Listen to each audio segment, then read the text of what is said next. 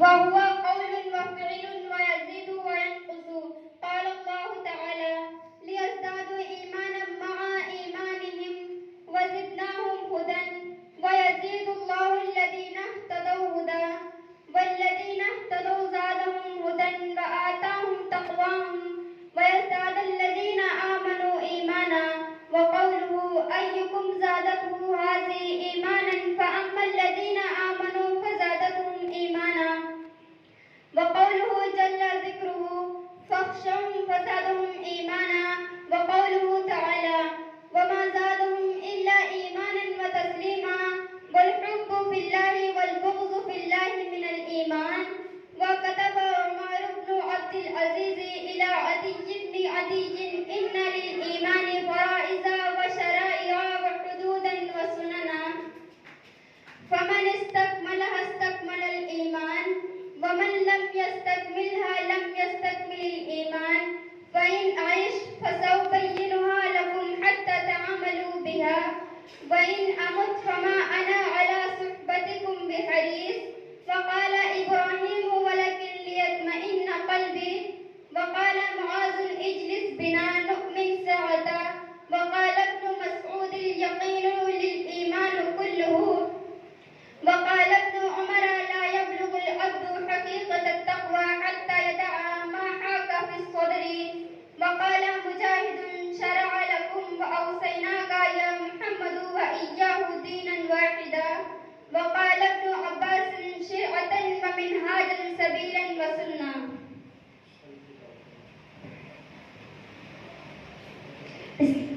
السلام علیکم ورحمۃ اللہ وبرکاتہ. اعوذ باللہ من الشیطان الرجیم. بسم اللہ الرحمن الرحیم.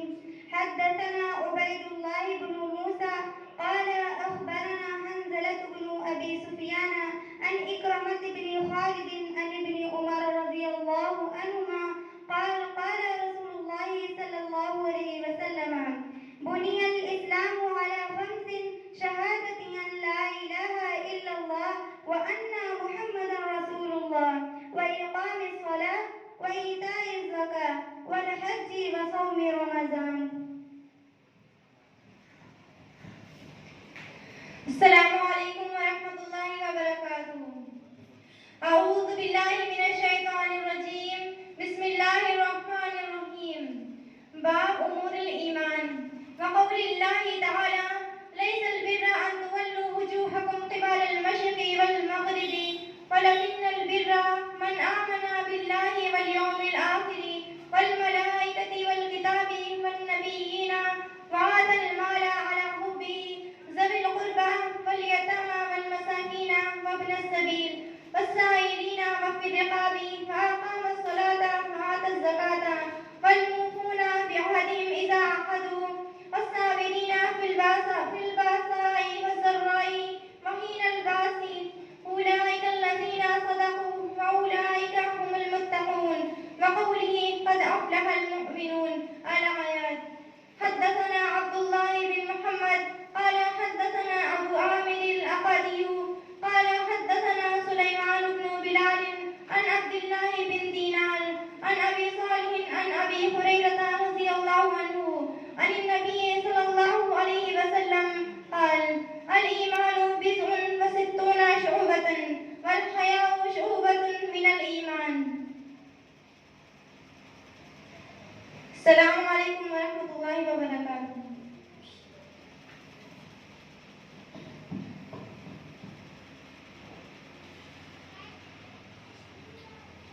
بسم الله الرحمن الرحيم.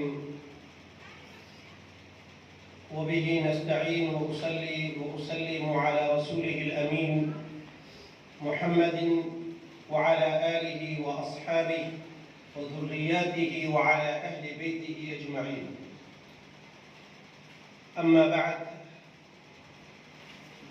يقول الله تبارك وتعالى: ليزدادوا إيمانا مع إيمانهم. وقال سبحانه: وزدناهم هدى. صدق اللہ العظیم. سب سے پہلے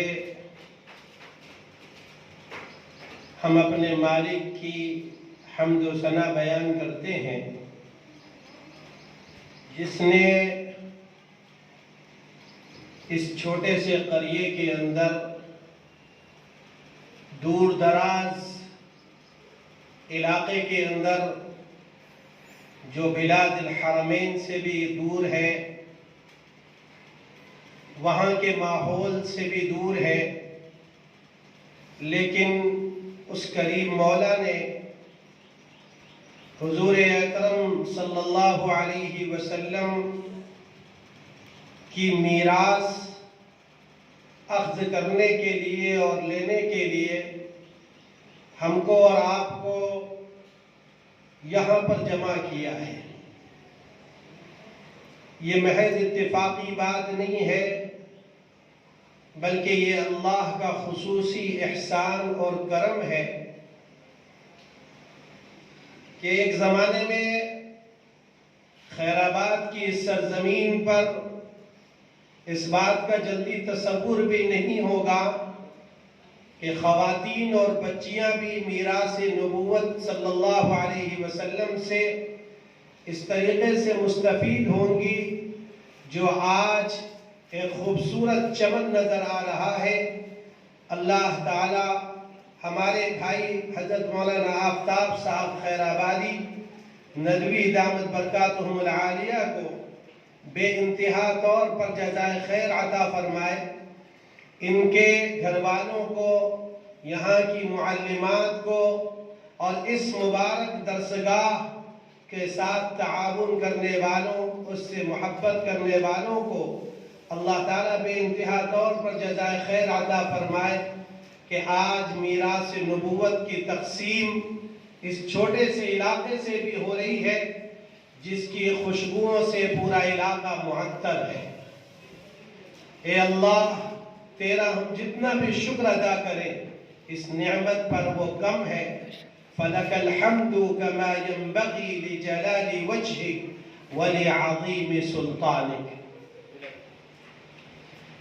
اپنی بات کو شروع کرنے سے پہلے اور اس مبارک کتاب کو، جو کتاب اصح الکتاب بعد کتاب اللہ، سب سے زیادہ روئے زمین پر اگر کلام اللہ شریف کے بعد کوئی کتاب سب سے زیادہ صحیح اور سب سے زیادہ سچی اور سب سے زیادہ پکی اگر کوئی کتاب ہو سکتی ہے تو یہ وہ مبارک کتاب ہے جس کی احادیث ہماری بچیوں نے ابھی پڑھی ہے۔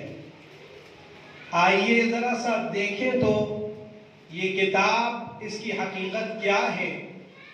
اس کتاب کے جمع کرنے والے، ان احادیث کو جمع کرنے والے حضرت امام بخاری رحمت اللہ علیہ کی شخصیت کیا تھی، وہ کیا چیز تھی جس نے اس کتاب کو وہ مقبولیت عطا فرمائی کہ حضرت نبی پاک علیہ السلام کو خواب میں دیکھا گیا، آپ صلی اللہ علیہ وسلم نے خصوصیت سے اس کتاب کا اہتمام فرمایا اور حکم دیا۔ وہ کیا بات تھی کہ بعض علماء نے یہاں تک لکھ دیا کہ بخاری شریف کا ختم اور اس کا پڑھنا علاقوں سے بلاؤں کو دور کرتا ہے، مصیبتوں کو دور کرتا ہے۔ آخر وہ کیا خصوصیات ہیں اس کتاب کے اندر؟ جو کتاب سب سے زیادہ مقبول، سب سے زیادہ محبوب، سب سے زیادہ اصح، سب سے زیادہ انقا جو کتاب ہے، اس کی کیا خصوصیات ہے؟ اور آخر اس کے جمع کرنے والے امام المحدثین، ناشر السنت النبویہ، ناصر السنت النبویہ، یہ مختلف القاب ہیں جو امام بخاری رحمت اللہ علیہ کو دیے گئے ہیں۔ آخر وہ کیا راز ہے جس کی وجہ سے یہ مقبولیت حاصل ہوئی؟ اس لیے کہ آدمی کو سب سے پہلے جو رائٹر ہو یا جو کسی چیز کا جمع کرنے والا، کسی چیز کا انتخاب کرنے والا ہو، اس کے بارے میں معلوم ہونا چاہیے اس کی صلاحیت کیا تھی، اس کی صالحیت کیا تھی۔ یہ دونوں چیزیں بڑی اہم ہیں۔ صلاحیت ہے لیکن صالحیت نہیں ہے تو پھر وہ عمل جو ہے اس کا پائیدار نہیں ہوتا، عند اللہ مقبول نہیں ہوتا۔ اور اسی طور پر صالحیت ہے لیکن صلاحیت نہیں ہے تو اس سے بڑے کام بھی نہیں ہو پاتے ہیں۔ اس لیے علم بھی ہو، ایمان بھی ہو، تقوی بھی ہو، یہ بہت ہی بنیادی چیزیں ہیں۔ اس لیے آئیے ذرا سے تاریخ کے آئینے میں دیکھیں۔ حضرت امام بخاری رحمۃ اللہ علیہ یہ عربوں میں سے نہیں تھے، اس لیے حالانکہ ان کی عبارتیں اور جس طریقے سے امام بخاری رحمۃ اللہ علیہ نے ابواب کی تقسیم کی اور اس کے لیے جو ابواب باندھے ہیں وہ اس کے اوپر بڑے عرب حیران ہیں اور بڑے محدثین کہ آخر وہ کون سی خداداد صلاحیت تھی جو امام بخاری رحمۃ اللہ علیہ کو، جو فارس کے بلاد خراسان کے رہنے والے، آج تاجکستان کا علاقہ ہے، بخارا کا وہ علاقہ جو آج سوویت یونین کے علاقوں میں سے ایک علاقہ بنا تھا، وہ آخر کیا چیز تھی، کیا صفت تھی؟ امام بخاری رحمۃ اللہ علیہ سن 194 میں پیدا ہوتے ہیں اور 252 میں ان کا انتقال ہو جاتا ہے۔ بہت بڑی مدت نہیں تھی لیکن اتنا بڑا کام کر گئے جو صدیوں پر محیط ہے۔ امام بخاری رحمۃ اللہ علیہ جس وقت پیدا ہوئے ابھی تھوڑا ہی عرصہ گزرا تھا کہ وہ یتیم ہو گئے۔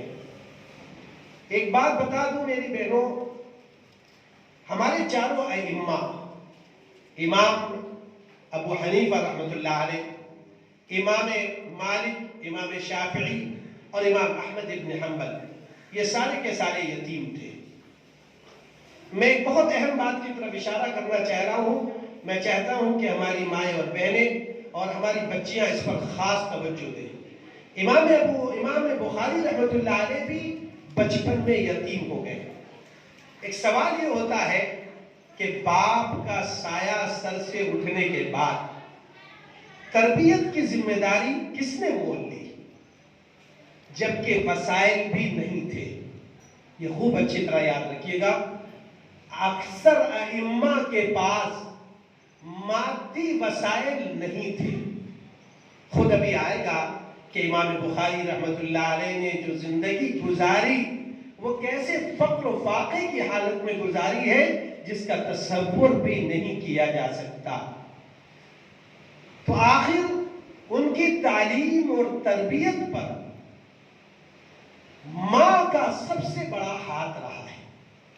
اس لیے میری ماؤں، میری بہنوں، میری بچیوں، آپ کی گود میں پروان چڑھنے والے یہ بچے، یہ آج بھی اللہ تعالیٰ، حضرت ایک بڑے عالم نے یہ بات کہی تھی، یہ بڑی عجیب بات کہی کہ کوئی شخص نبی تو نہیں بن سکتا لیکن نبی کے علاوہ سب کچھ بن سکتا ہے۔ نبی نہیں بن سکتا لیکن نبی کے علاوہ سب کچھ بن سکتا ہے۔ وہ امام بخاری بھی بن سکتا ہے، امام مسلم بھی بن سکتا ہے، وہ شیخ عبد القادر جیلانی بھی بن سکتا ہے، وہ بڑے ائمہ مجتہدین میں بھی بن سکتا ہے۔ بلکہ میں یہ کہوں گا کہ ہماری بچیاں بھی وہ پختہ علم والی محدثات، جس پر ہمارے ڈاکٹر اکرم ندوی نے 43 جلدوں کے اندر کتاب لکھی اور جمع کیا، ان محدثات کو، ان خواتین کو جنہوں نے حدیث کی خدمات انجام دی ہیں۔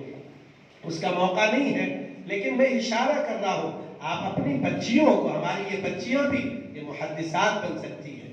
ان کے اندر بھی اللہ نے قوت دی ہے، قوت ذہانت دی ہے، ایسی بات نہیں ہے، لیکن شرط یہ ہے کہ تھوڑی سی توجہ اور ہمت سے اور تقوی کے ساتھ، اس لیے کہ اس علم کو جوڑا ہے اللہ نے تقوی کے ساتھ۔ وَاتَّقُوا اللَّهَ يُعَلِّمُكُمُ اللَّهُ، تم تقوی اختیار کرو، اللہ تمہیں علم دے گا، اس لیے کہ یہ علم نور من اللہ۔ امام شافعی نے کہا تھا شکوت الى وکیع سوء حفظ فاوصانی بترک المعاصی ان العلم نور من اللہ ونور اللہ لا يعطى لعاصی۔ تو غور تو کریں کہ تقوی کی بنیاد پر اللہ تعالیٰ علم کا فیضان فرماتے ہیں۔ امام بخاری رحمۃ اللہ علیہ کی اصل تربیت ان کی ماں نے کی. ماں بڑی اللہ والی تھی، تقوی والی تھی. تو یہ بات یاد رکھیے گا، ایک طرف باپ بھی بڑے اللہ والے تھے، خود وہ بڑے محدثین میں تھے. اسماعیل نام تھا، بڑے محدثین میں گزرے ہیں. ورع اور تقوی ایسا تھا کہ وہ خود فرماتے ہیں کہ کبھی بھی حرام کا ایک درہم تو دور کی بات ہے، میرے گھر میں شبہے کا ایک بھی درہم داخل نہیں ہوا. ما دخل فی بیتی من مال الحرام درہما واحدا ولا من مال شبہت. ان کا خود کہنا یہ تھا، میرے گھر میں کبھی شبہے کا مال بھی داخل نہیں ہوا. پتہ یہ چلا کہ اپنے بچوں کی تربیت میں ایک خاص اور اہم چیز جو ہے وہ یہ ہے کہ اکل حلال ہے. اس لیے کہ حرام کے مال کا اثر دین پر، ایمان پر، اخلاق پر، کردار پر پڑتا ہے. اور بہت سے واقعات ہیں، مجھے اس وقت اس کا موقع نہیں اس کو ذکر کروں. تو ایک بات تو یہ سمجھ لیجیے میری بہن کہ ان کے والد بہت ہی تقوی والے، ماں بڑی اللہ والی، اللہ کے سامنے رونے والی. یہاں تک کہ امام بخاری رحمت اللہ علیہ پیدا ہوتے ہیں اور کچھ ہی دنوں میں ایک عارضے کے سبب وہ نابینا ہو جاتے ہیں. ابھی شوہر کا انتقال ہوا ہے، کیا حالت ہوتی ہوگی اس اللہ کی بندی پر کہ ابھی شوہر رخصت ہوئے ہیں، عدت کے ایام بھی پورے نہیں ہوئے کہ یہ معصوم بچہ وہ نابینا ہو جاتا ہے. لیکن میری ماؤں اور بہنوں اور بچیوں، اللہ کی ذات سے کبھی مایوس نہیں ہونا. اللہ ہر چیز پر قدرت رکھتے ہیں. وَإِن يَمْسَسْكَ اللَّهُ بِضُرٍّ فَلَا كَاشِفَ لَهُ إِلَّا هُوَ وَإِن يَمْسَسْكَ بِخَيْرٍ فَهُوَ عَلَى كُلِّ شَيْءٍ قَدِيرٌ. اللہ مصیبت میں پکڑے تو کوئی مصیبت سے بچا نہیں سکتا. اللہ کو خیر عطا فرمانا چاہے تو کوئی چھین نہیں سکتا. وَإِذَا مَرِضْتُ فَهُوَ يَشْفِينِ. بیماری میں شفا دینے والی ذات صرف اللہ رب العالمین کی. چنانچہ یہ اللہ کی نیک اور صالحہ بندی راتوں میں اٹھتی ہیں، اللہ کے سامنے گر گڑاتی ہیں، روتی ہیں، اس لیے کہ امید اور آس صرف اپنے مالک سے. اللہ کے علاوہ کوئی ذات شفا نہیں دے سکتی. کبھی بھی آپ کے اوپر حالات آئے، بچے بیمار ہو جائیں، گھر میں کوئی پریشانی آ جائے، تو میری ماؤں، اللہ نے بہت ہی اہم چیز آپ کو دی ہے. رات میں اٹھ کر تہجد کے موقع پر رات کی تنہائی میں آنسو بہانے، اس یقین کے ساتھ کہ میرا اللہ میری آواز کو سن رہا ہے. وہ اللہ جو ہر چیز پر قدرت رکھتا ہے، وہ اللہ جو بیماروں کو شفا عطا فرماتا ہے، وہ اللہ جو مصیبت سے نجات عطا فرماتا ہے. اس یقین کے ساتھ میری بہنوں، جب آپ دعا کریں گی تو اللہ کی ذات سے امید ہے اللہ دعا کو قبول فرمائے گا. چنانچہ انہوں نے جب دعا کی، خواب میں دیکھا کہ سیدنا ابراہیم علیہ السلام تشریف لائے ہیں اور وہ فرما رہے ہیں کہ تمہارے رونے کی وجہ سے، تمہارے گر گڑانے کی وجہ سے اللہ اکبر، اللہ نے تمہارے بیٹے کی بینائی واپس کر دی ہے. آنکھوں سے بینائی سلب ہو گئی تھی، لیکن آنسوؤں کے ان قطروں نے جو، اور دل کی اس ماں کی تڑپ نے جو اللہ کے سامنے آنسو بہے تھے، جو دل کی آہ کے ساتھ اپنے اس معصوم بچے کے لیے، جبکہ ان کے شوہر بھی جدا ہو چکے تھے، رب کائنات سے دعا کی تو اللہ رب العزت نے اس بچے کی آنکھوں کی بینائی واپس کر دی. کیا تعلق ہوگا اللہ کی اس بندے کو. لیکن اسی کے ساتھ ساتھ آپ یہ دیکھیں حضرت امام صاحب بڑے ہوتے ہیں. چھوٹے عمر میں ہی امام بخاری رحمۃ اللہ علیہ بہت ہی نجیب اور ذہین بچے تھے. 10 سال کی عمر میں قرآن کریم حفظ کر لیا ہے اور صرف 15 سال کی ان کی عمر تھی. آج 15 سال کے بچے کہاں گھومتے ہیں, کہاں ٹہلتے ہیں. 70,000 حدیثیں ان کو یاد تھی. ذرا تصور کیجیے 15 سال کی عمر میں 70,000 حدیثیں امام بخاری رحمۃ اللہ علیہ کو یاد تھی. اور وہ خود فرماتے ہیں الہمت حفظ الحدیث وانا فی الکتاب. میں طفل مکتب تھا کہ اللہ نے میرے دل میں حدیث کے یاد کرنے کا شغف پیدا فرما دیا. ایک حدیث کو ایک مرتبہ سن لیتے تھے, کبھی بھولتے نہیں تھے. یہ اللہ کی خاص عطایا ہوتی ہے. آج بھی اس دور میں بھی سعودی عرب کے اندر ایک چھوٹا بچہ, شیخ محمد بن عبد الرحمن العریفی فرماتے ہیں 6 یا 7 سال کا بچہ, القریات ایک جگہ ہے وہاں ان کے سامنے لایا گیا. 6-7 سال کا بچہ پورے قرآن پاک کا حافظ تھا, بخاری شریف کا حافظ تھا, مسلم شریف کا حافظ تھا. اللہ اکبر. ہم تو چند حدیثیں نہیں یاد کر پاتے. یہ اللہ کی خاص عطایا ہوتی ہے جو اللہ نے ان کو دی تھی. تو امام بخاری رحمۃ اللہ علیہ کو اللہ نے ایسا علم عطا فرمایا. ایک مرتبہ ایک محدث داخلی ان کے پاس تشریف لے گئے اور ان کے درس میں امام بخاری رحمۃ اللہ علیہ تشریف فرما تھے. وہ ایک حدیث بیان کر رہے تھے. حدثنا فلان عن فلان عن فلان عن سفیان عن ابی الزبیر عن ابراہیم. امام بخاری رحمۃ اللہ علیہ چھوٹے بچے تھے بھی. ایک کونے سے انہوں نے آواز دی اور کہنے لگے یا شیخ لیس الحدیث ہکذا, کیونکہ وہ سند بیان کر رہے تھے. حدیث انہوں نے کہا ایسی یہ سند صحیح نہیں ہے. انہوں نے ان کی طرف التفات نہیں کیا, توجہ نہیں کی کہ چھوٹا بچہ ہے پتہ نہیں کیا کہہ رہا ہے. انہوں نے کہا حضرت توقف فرما لیجئے, آپ جو بیان فرما رہے ہیں یہ بات ایسی نہیں ہے. کیا بات ہے, آخر کیا کہہ رہے ہو؟ فرمایا کہ ابو الزبیر کی ملاقات ابراہیم سے ثابت نہیں ہے, لہذا یہ جو آپ سند بیان کر رہے ہیں, ہماری وہ بچیاں خاص طور پر جو حدیث کی طالبہ ہیں وہ اس پر غور کریں. تو انہوں نے کہا یہ جو سند آپ بیان کر رہے ہیں یہ سند صحیح نہیں ہے, لہذا آپ اپنے بیان میں یعنی آپ نے جو کاپی میں لکھا ہوا ہے یا ورق میں لکھا ہوا ہے اس پر کو رجوع فرما لیجیے. محدث داخلی نے جا کر جب دیکھا تو جو امام بخاری رحمۃ اللہ علیہ بات فرما رہے تھے وہ 100% صحیح نکلی. ایسا اللہ نے حافظہ عطا فرمایا. ایک مرتبہ اور واقعہ ہے ان کا کہ 10 جب وہ تشریف لے گئے تھے عراق کے علاقے میں اور وہاں محدثین نے ان کا امتحان لینا چاہا تو 10 مختلف قسم کے محدثین بیٹھے اور انہوں نے سند کو خط مت کر کے پیش کرتے رہے اور امام بخاری رحمۃ اللہ علیہ کا امتحان لینا تھا. امام بخاری رحمۃ اللہ علیہ کے سامنے جب حدیثیں پڑھی جاتی تو فرماتے تھے انا لا اعلم, مجھے علم نہیں ہے.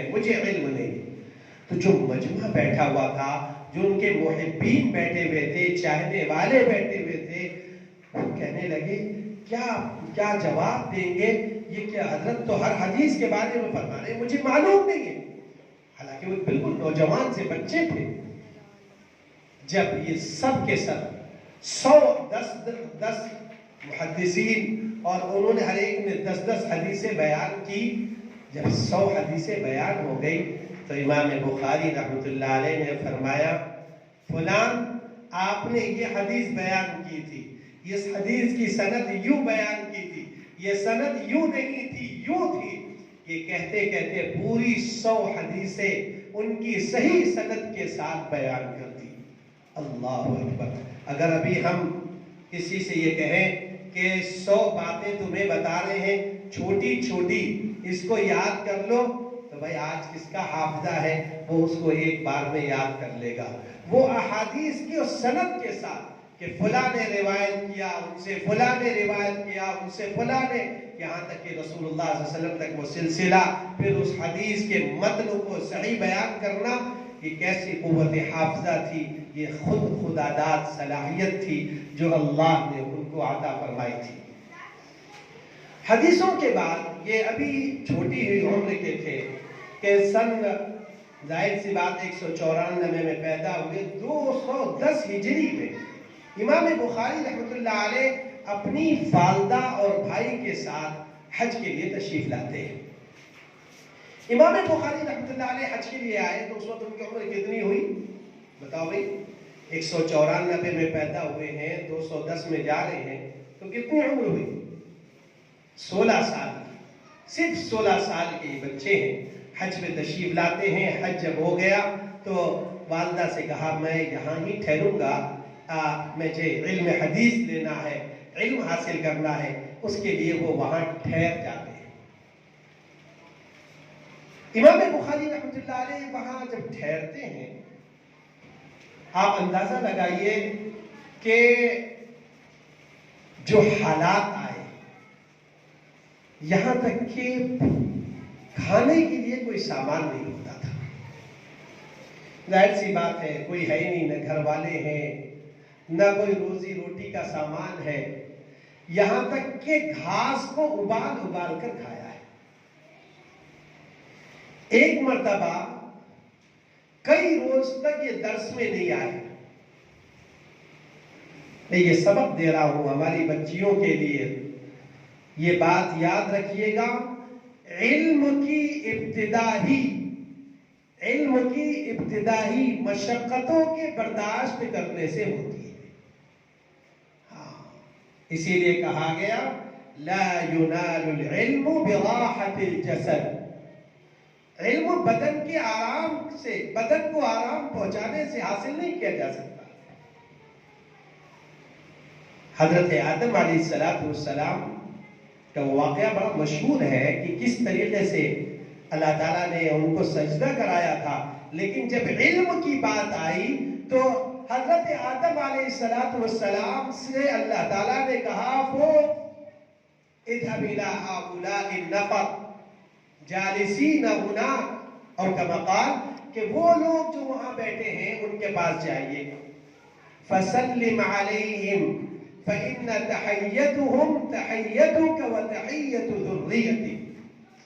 جائیے ان لوگوں کے پاس اور ان کو سلام کیجئے، اور ان کا جو جواب ہوگا اس سلام کا وہی آپ کا اور آپ کی نسل اولادوں کا وہی سلام ہوگا. سوال یہ ہوتا ہے کہ یہ آدم علیہ السلام کو سجدہ کرایا تھا اللہ نے فرشتوں سے، اب اللہ تعالیٰ خود آدم علیہ السلام کو بھیج رہے ہیں ان فرشتوں کے پاس. تو یہ بھی تو ہو سکتا تھا کہ وہ فرشتے آدم علیہ السلام کے پاس آتے، کیونکہ اتنا بڑے مقام والے تھے آدم علیہ السلام. لیکن نہیں، علم کا راستہ ہی ایسا ہے کہ اس میں مشقت کو برداشت کرنا. پہلے دن سے آسمان پر ہی اللہ نے اس کی تربیت دے دی کہ علم کے راستے میں مشقت کو برداشت کرنا ہر علم حاصل کرنے والے اور ہر علم حاصل کرنے والی کے لیے ضروری ہو گیا. کوئی یہ سوچے کہ ہم آرام سے رہیں اور علم حاصل ہو جائے، نہیں. اس کے لیے راتوں کی نیند قربان کرنی ہوگی، اس کے لیے کھانے پینے کی پرواہ چھوڑنی پڑے گی. ابھی کل ہی میں تھا حضرت شیخ الحدیث مولانا زکریا صاحب رحمۃ اللہ علیہ، جن کے فضائل اعمال پوری دنیا کے اندر پڑھی جاتی ہے. حضرت شیخ الحدیث کے گھر پر جانا ہوا کل ہی، اور وہاں پر مولانا معاذ ندوی ہمارے دوست ہیں، انہوں نے بتایا حضرت شیخ الحدیث رحمۃ اللہ علیہ کا وہ کمرہ دکھایا جس میں بیٹھ کر انہوں نے اوجز المسالک لکھی کہ 30 سال تک حضرت شیخ الحدیث رحمۃ اللہ علیہ رات کا کھانا نہیں کھایا کرتے تھے. 30 سال رات کا کھانا نہیں کھایا. ان کی ہمشیرہ جو تھی وہ کچھ لا کر زبردستی منہ میں ڈال دیتی تھی، ورنہ وہ کھانا 30 سال تک کہنے لگے. ان کی والدہ بھی کہتی تھی بیٹا کچھ کھا لو، کہتے تھے اگر ہم کھا لیں گے تو رات میں ہم کام نہیں کر سکتے. حدیث کی اتنی بڑی خدمت، اوجز المسالک حدیث کی شرح میں بہت بڑی کتاب، وہ انہوں نے اس حال میں لکھی. تو علم کی جو ابتدا یہ راتوں میں صرف آرام کرنے سے نہیں بلکہ نیند کو قربان کرنے سے، بھوک برداشت کرنے سے. میں ذکر کر رہا تھا امام بخاری رحمت اللہ علیہ نے پتوں کو، گھاس پھوس کو ابال کر کھایا ہے. یہاں تک کہ ایک وقت ایسا آتا ہے کہ امام بخاری رحمت اللہ علیہ کے اوپر کہ ان کے ساتھیوں نے کئی روز تک ان کو نہیں پایا تو کہا، ان کے گھر پر گئے، دستک دی کہ پتہ نہیں کیا ہو گیا، کہ محمد ابن اسماعیل کہاں چلے گئے. وہاں دیکھا، آواز دی تو آواز آئی.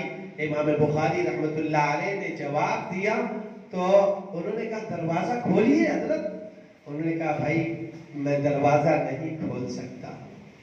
اللہ اکبر، آخر کیا بات ہے، دروازہ نہیں کھول سکتا؟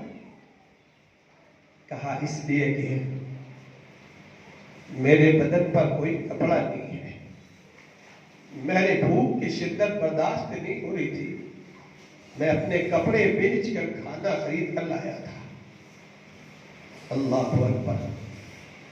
کئی روز گزر گئے، گھر میں کوئی سامان نہیں تھا، بھوک کی شدت برداشت نہیں ہو رہی تھی، بدن کے کپڑے بیچ کر چند لقموں کا انتظام کیا تھا.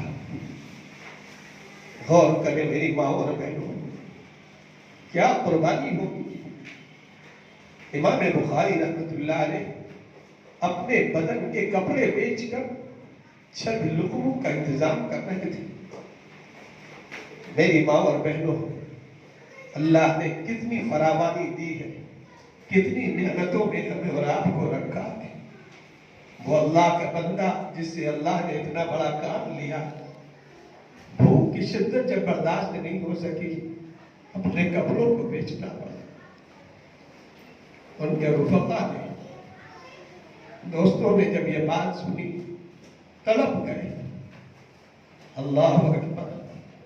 سوال نہیں کرتے تھے، اپنے آپ کو سوال سے بچایا، ہاتھ اللہ کے علاوہ کسی کے سامنے نہیں پھیلایا. امام بخاری رحمت اللہ علیہ بھوک برداشت، کپڑے بیچ دیے،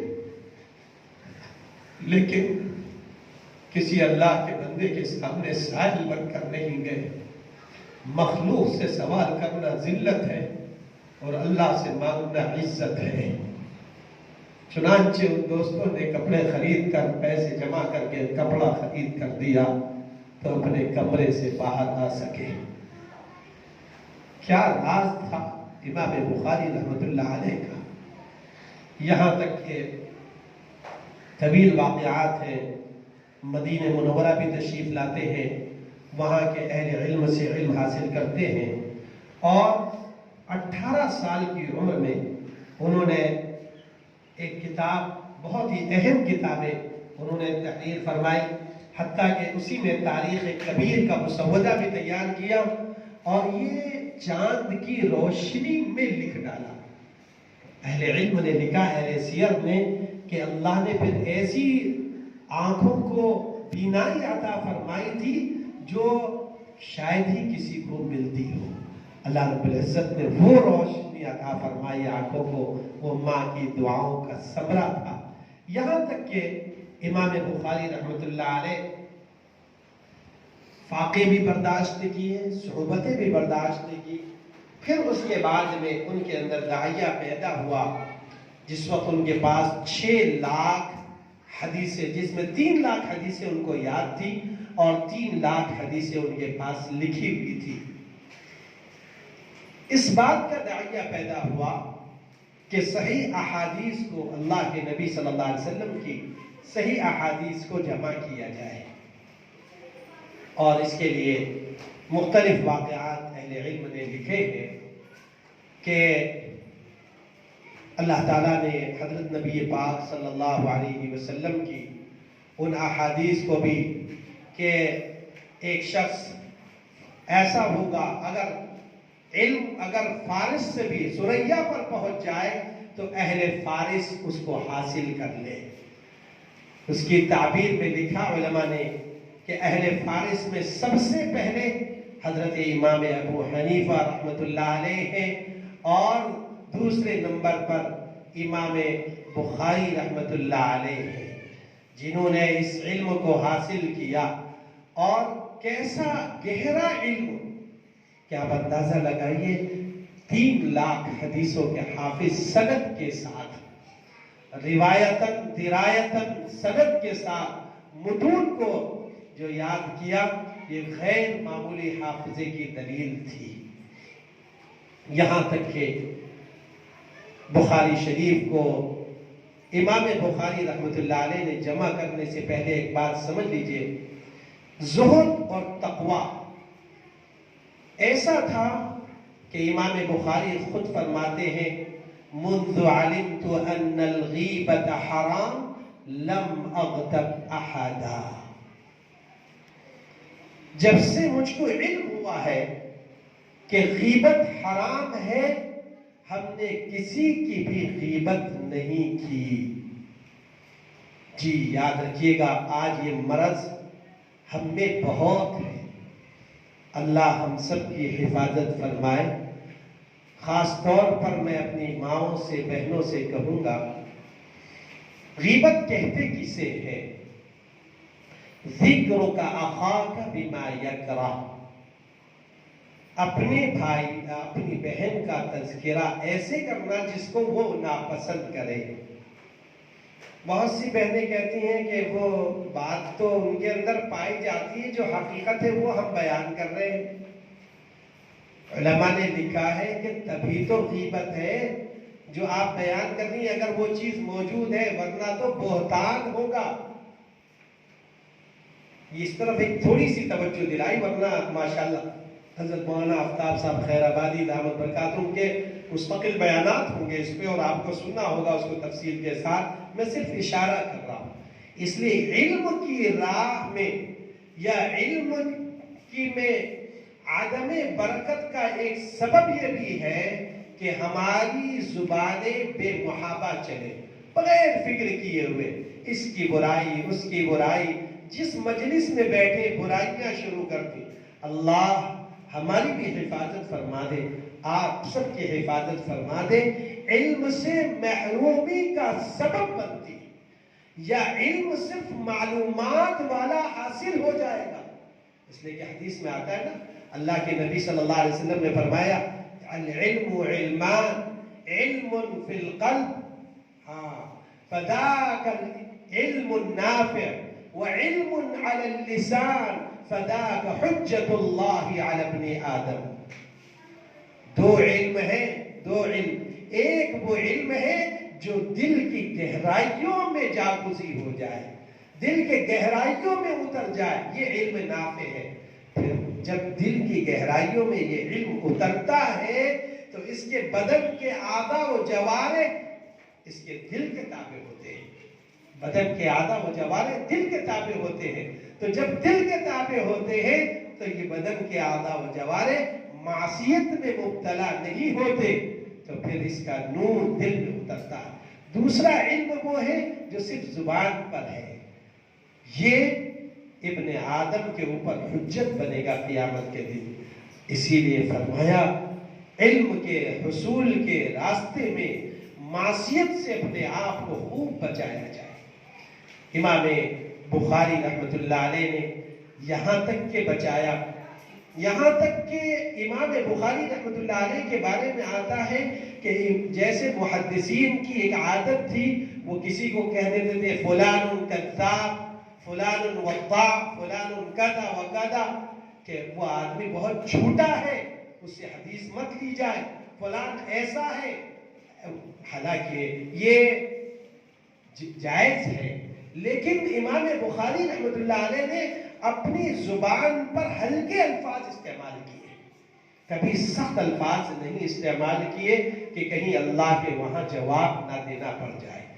میری ماؤں اور بہنوں ذرا غور تو کریں، وہ حدیث کے راوی کے بارے میں بھی गुफ्तगू करते हुए इतना डर रहे थे, हालांकि उसका बयान करना बहैसियत एक मुहद्दिस के उनके लिए जरूरी था, ताकि लोग वादिईन हदीस से, हदीस को वदा करने गढ़ने वालों से और उल्टी सीधी हदीस से बयान करने वालों से बच सके।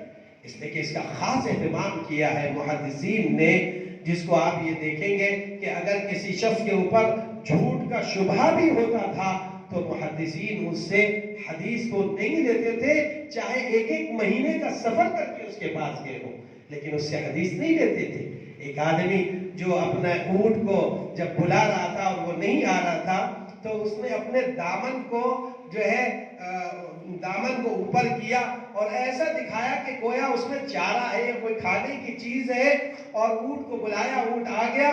तो वो जब उनके पास पहुंचे, उनकी ये हालत देखी तो वहीं से वापस हो गए, हालांकि महीनों का सफर करके उनसे एक हदीस लेने गए थे कि जो आदमी अपने दुनियावी मामलात के अंदर एक जानवर के साथ में धोखा दे सकता है, झूठ बोल के बुला सकता है, कहीं ऐसा ना हो कि वो जनाब मोहम्मद रसूलुल्लाह सल्लल्लाहु अलैहि वसल्लम की हदीस में कोई नई बात गढ़ दे, कोई नई बात कह दे जो झूठ पर मबनी हो। लिहाजा वो उन्होंने फौरन उससे इज्तिनाब किया और हदीस को नहीं लिया। लिहाजा एक बात ये समझिए कि सबसे पहली बात को ज्यादा आगे नहीं बढ़ाकर इमाम बुखारी रहमतुल्लाह अलैह ने इसका एहतमाम किया, हत्ता कि यहाँ तक के एहतमाम किया कि एक मर्तबा एक सफर में थे इमाम बुखारी रहमतुल्लाह अलैह, एक सफीने में सवार थे और उन्होंने बड़ी मुश्किल से 1000 दिनार जमा किए थे। देखिए कि गायत एहतियात क्या थी, 1000 दिनार जमा किए थे। जाहिर सी बात है वो ताकि उनके पास जो चीजें लौहात में महफूज थी वो किसी सूरत से यकजा हो जाए और कुत्ताब को पैसे दे सके वगैरह वगैरह, वरना तो फख्र फाके की हालत में कैसी जिंदगी गुजरी आपने सुनी। तो एक आदमी उनसे मिलता है और एक दोस्ती ऐसी कर लेता है कि गोया कि वो उनका बड़ा ही हमदर्द है। जाहिर सी बात है आलिम थे और सादा थे, नहीं मालूम था कि दुनिया में मक्र और फरेब कैसा है, इसलिए आज के दौर में भी बहुत से उलमा बेचारे ऐसे मक्र और फरेब और करने वालों के जद में आ जाते हैं और बड़ा नुकसान उठाते हैं। चुनांचे उस शख्स ने जब ये देखा, उसको पता चल गया कि इनके पास 1000 दिनार है, उसने रात में आधी रात के वक्त पर शोर मचाना शुरू किया, मेरे पैसे चोरी हो गए, मेरे पैसे चोरी हो गए, वो एक ऐसी थैली के अंदर है, उसका रंग ये है, उसके मुंह पर ये ऐसी सील है, वगैरह वगैरह अलामात बताए। इमाम बुखारी रहमतुल्लाह अलैह मुतहय्यर हो गए, हैरान हो गए, सोचने लगे कि ये तो अलामात बता रहा है जो देख चुका था उनके पास। अगर मैं ये कहूं कि नहीं भाई ये मेरी है, तो हो सकता है लोग कुछ सच माने, कुछ नहीं सच माने, कोई झूठ मान समझे कि भाई अलामात जो बता रहा है उसके एतबार से ये सही कह रहा है, वगैरह वगैरह तफसीली वाक़या है। तो और अगर मैं कसम भी खा लूंगा तो जरूरी नहीं कि हर आदमी मेरी कसम को सच समझे। लिहाजा इमाम बुखारी रहमतुल्लाह अलैह ने चुपके से वो जो उनका वो थैली थी उसको समंदर में फेंक दिया और उसके बाद में वो तलाश की गई तो वो थैली नहीं मिली। जब थैली नहीं मिली तो उस वक्त पर वो परेशान हो गया कि आखिर कहाँ। जब अपने मुकाम पर पहुंचे तो उसने कहा कि आखिर आपने ये थैली समंदर में क्यों फेंक दी। इमाम बुखारी रहमतुल्लाह अलैह ने फरमाया कि भाई बात ये थी कि इस थैली को इसलिए समंदर में अव्वल तो एराज किया, लिखा है उलमा ने उससे एराज किया, उससे बात नहीं करनी कि ऐसा मक्कार ऐसा फरेबकार इंसान इसके तो मुंह नहीं लगने वाला। लेकिन जब उसने इस्लाम क्या कहा कि सुनो मैंने बड़ी मुश्किल से अपनी इज्जत अपनी सच्चाई और सिद्क को अल्लाह के नबी सल्लल्लाहु अलैहि वसल्लम की अहादीस की हिफाजत के लिए मैंने जमा किया था। 1000 दिनार की क्या हैसियत है, इन पैसों की वजह से वो एतमाद और वो मेरी सच्चाई جو اب تک کے میں نے جمع کی تھی وہ ضائع ہو جاتی. مال کی حیثیت نہیں ہے. میں خادم حدیث نبوی صلی اللہ علیہ وسلم ہوں. مجھے مال سے کوئی سروکار نہیں. میں اس لیے ان پیسوں کی پرواہ نہیں کرتے ہوئے کیسے کیسے جمع کیا ہوگا, میں نے اس کو سمندر میں پھینک دینا گوارا کیا.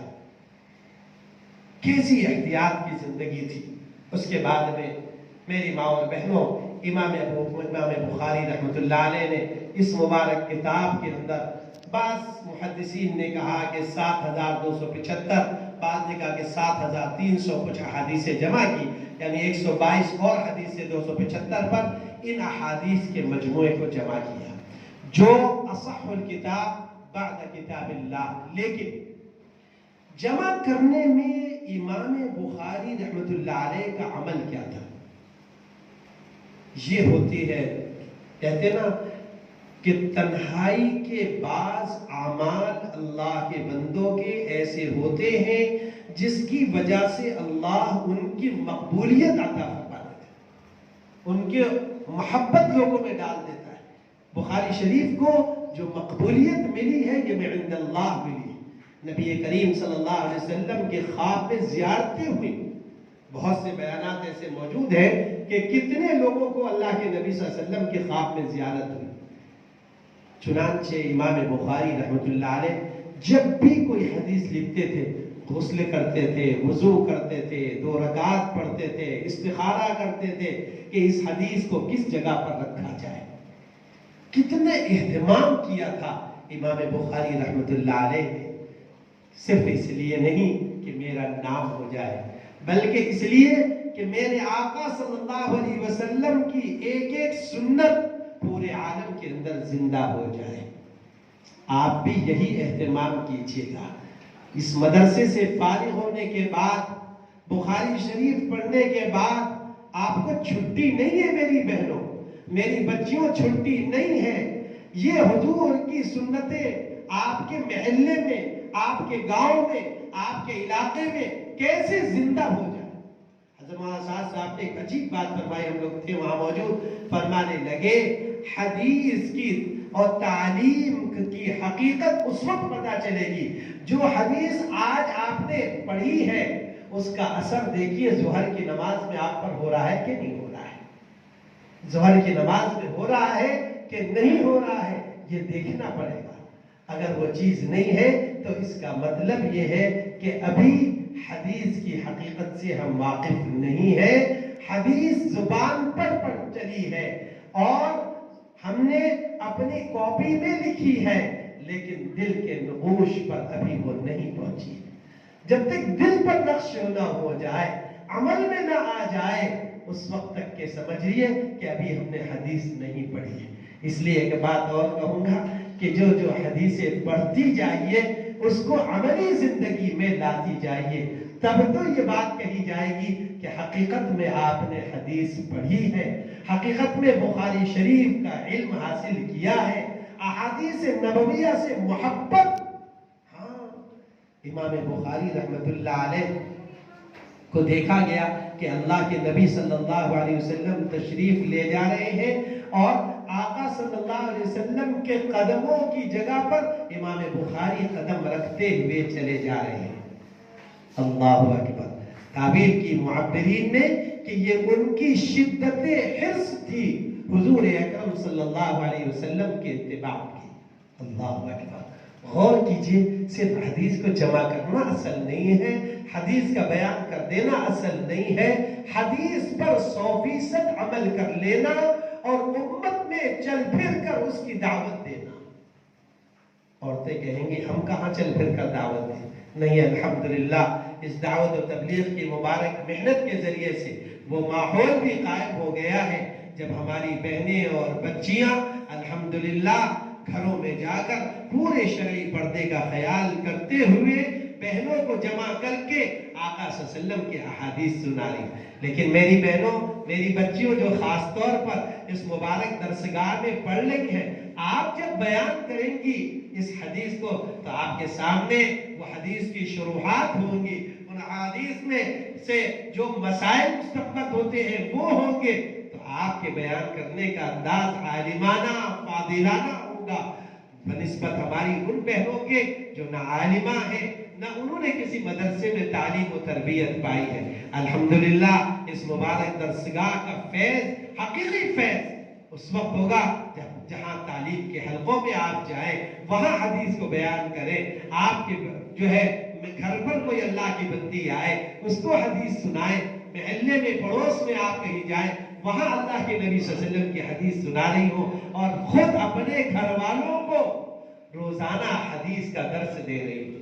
میں یہ بات کہوں گا بہت ہی معذرت کے ساتھ میں، پتہ نہیں وہ ماحول قائم ہے کہ نہیں، کہ آپ اپنے گھر والوں کو، آپ بچی ہیں، آپ نے یہاں 2 حدیثیں پڑھی، جب گھر گئی ہیں تو گھر والوں کو بٹھا کر شام کو اس حدیث کو مذاکرہ کریے، دیکھیے کتنا نفع بخش ہوگا آپ کے لیے، آپ کا علم بھی جو ہے وہ پختہ ہوگا، آپ کا علم بھی پختہ ہوگا میری بچیوں، اور پھر یہ علم نافع بنے گا۔ آپ جب بیٹھ کر گھر والوں کے سامنے مذاکرہ کریں گے، سب سے پہلی سیڑھی ہے یا ایھا الذین آمنوا قوا انفسکم واہلیکم نارا، یہ سب سے پہلی سیڑھی ہے اپنے لیے اور اپنے گھر والوں کے لیے۔ میں کچھ تربیتی پہلو بھی کہتا جا رہا ہوں، مولانا سے معذرت چاہتا ہوں کہ یہ علمی درس تھا لیکن کچھ تربیتی پہلو بھی اس میں ذکر کیے جا رہے ہیں۔ اس کے بعد میں آخری بات، چند باتیں یہ ہیں کہ یہ جو علم ہے، علم کی کیا تعریف ہے، علماء نے لکھا ہے کہ جب بھی کوئی موضوع بیان ہو تو اس میں 7 چیزیں ہوتی ہیں، علم کی کیا تعریف ہے، کیا غرض و غایت ہے، اور اس کا موضوع کیا ہے، اس کی وجہ تسمیہ کیا ہے، اس لیے علم کی فضیلت کیا ہے، یہ ساری چیزیں، علم کی تعریف کیا ہے، اس کا بیان کرنا اس وقت مقصود نہیں ہے۔ لیکن سب سے پہلی بات، امام بخاری رحمۃ اللہ علیہ نے جب اپنی یہ کتاب کو شروع کیا، محدثین مختلف ابواب سے شروع کرتے ہیں، یہ ہر ایک کے ذوق کے اعتبار سے اور ان کی سوچ اور فکر کے اعتبار سے ہوتا ہے۔ یہ جو مبارک کتاب شروع ہوئی ہے، اس کی اصل باب الایمان سے نہیں ہے بلکہ باب بدء الوحی، اور اس سے شروعات کی ہے کہ وحی کی ابتدا کیسے۔ سب سے پہلے یہ بس بات سمجھ لیجئے کہ بسملہ سے شروع کیا، اس میں حمد نہیں لائے ہیں امام بخاری رحمۃ اللہ علیہ۔ بسملہ اور تسمیہ ان دونوں میں فرق ہے، بسملہ کہتے ہیں بسم اللہ الرحمن الرحیم کو، اور تسمیہ کہتے ہیں صرف بسم اللہ کو۔ ایک مسئلہ اور بتاتے چلیں اس کے تعلق سے، کیوں بسملہ سے؟ اس لیے کہ حضور اکرم صلی اللہ علیہ وسلم نے ارشاد فرمایا کل امر ذی بال لم یبدأ بسم اللہ، ہر وہ چیز جو اللہ کے نام سے شروع نہ ہو وہ وبال ہے۔ اس لیے یاد رکھیے گا کہ اللہ کے نام کی برکت سے ہر کام شروع کرنا چاہیے، لیکن ایک مسئلہ یہ ہے کہ جس جگہ احادیث میں بسملہ کا ذکر ہے وہاں تسمیہ، اور جہاں تسمیہ کا یعنی صرف بسم اللہ کا ذکر ہے وہاں پر بسم اللہ الرحمن الرحیم پڑھنا مناسب نہیں ہے۔ ایک یہ علمی بحثیں ہیں، بس تھوڑا اشارہ کر رہا ہوں اس لیے کہ یہ بہت اہم بات۔ مثال کے طور پر آپ جب جانور ذبح کیا جائے تو اس وقت پر صرف تسمیہ کا ذکر ہے، بسم اللہ اللہ اکبر۔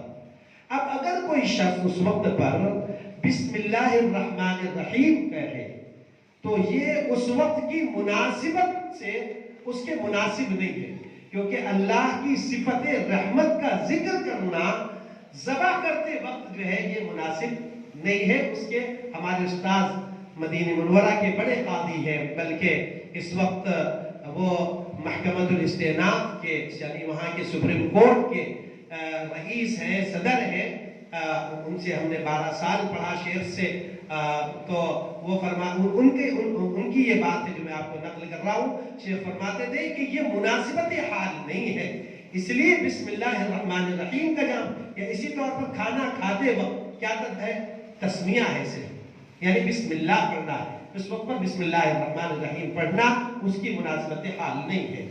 اب یہ بات آتی ہے امام بخاری رحمۃ اللہ علیہ پر کہ آپ نے بخاری شریف کی ابتدا جب فرمائی تو صرف بسم اللہ پر اکتفا کیا، الحمدللہ کیوں نہیں کہا؟ اس کے مختلف جواب دیے ہیں شرح حدیث نے۔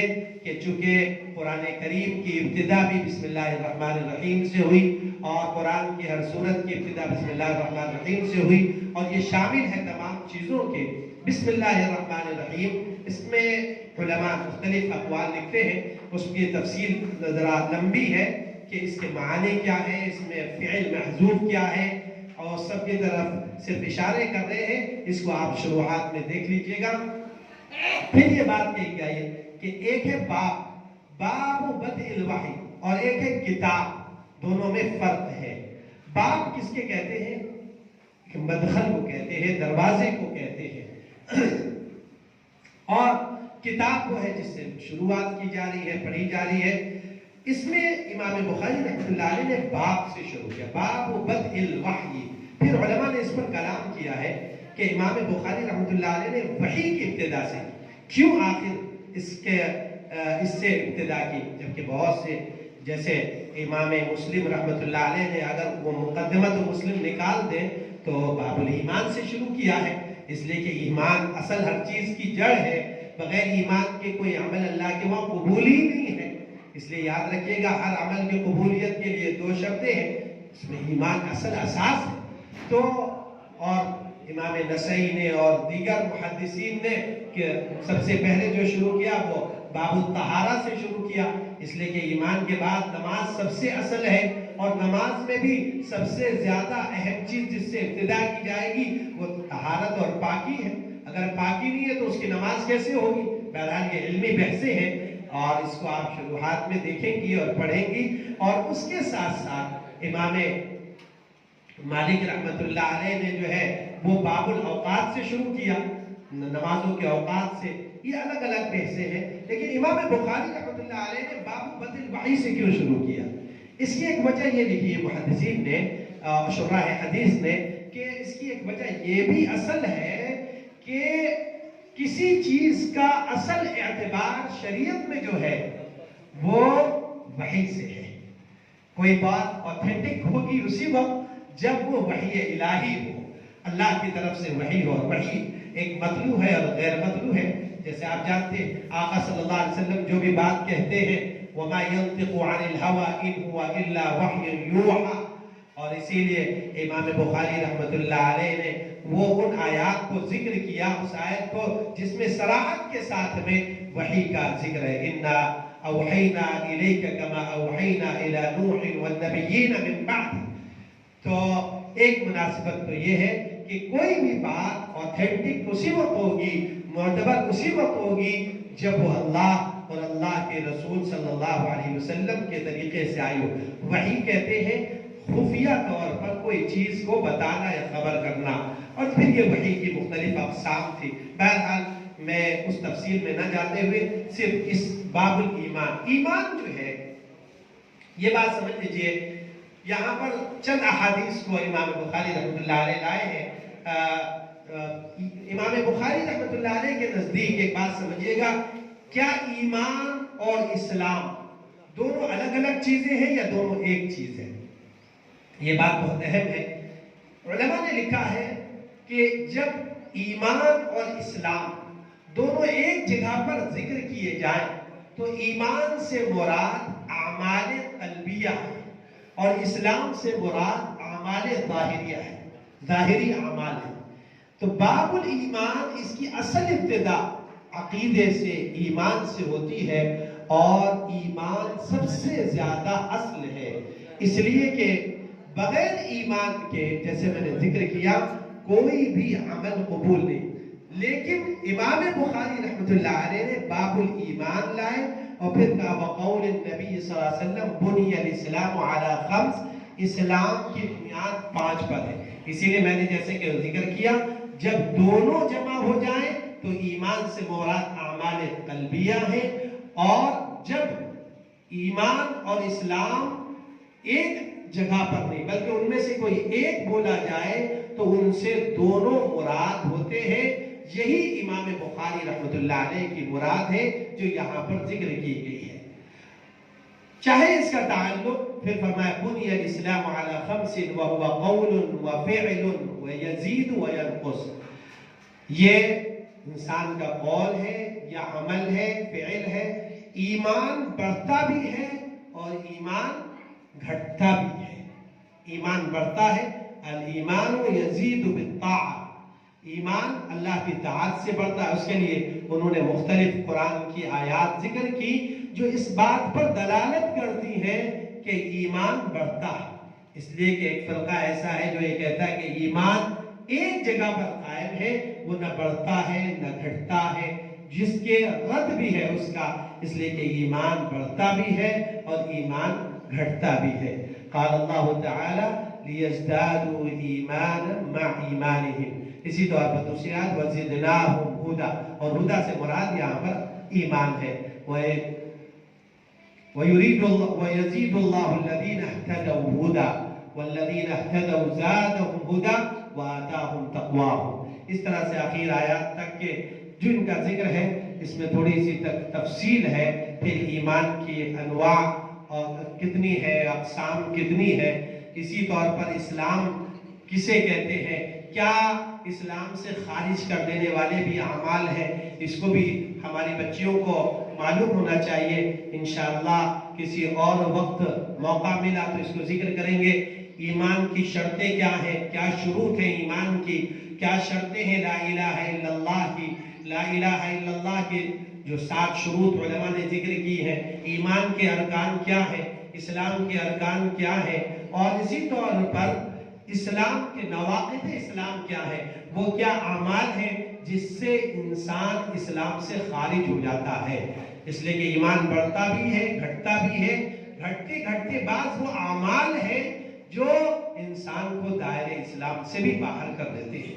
یہ بہت ہی مختصر سے وقت میں چند باتیں ذکر کی ہیں، حالانکہ ابھی بہت کچھ رہ گیا ہے لیکن وقت کی تنگی اس بات سے مانے ہے. لیکن چونکہ ہمارے بھائی حضرت مولانا آفتاب صاحب خیر آبادی دامت برکاتہم نے ذکر کیا تھا کہ مولانا اس درس سے تربیتی پہلو بھی اجاگر کیے جائیں، لیکن مجھے نہیں معلوم تھا کہ اتنا وقت اس میں لگ جائے گا کہ وقت کا پتہ بھی نہیں چلے گا. میں معذرت چاہتا ہوں کہ شاید وقت طویل ہو گیا اور جو اصل علمی باتیں تھیں وہ اس کی تکمیل نہیں ہو سکی.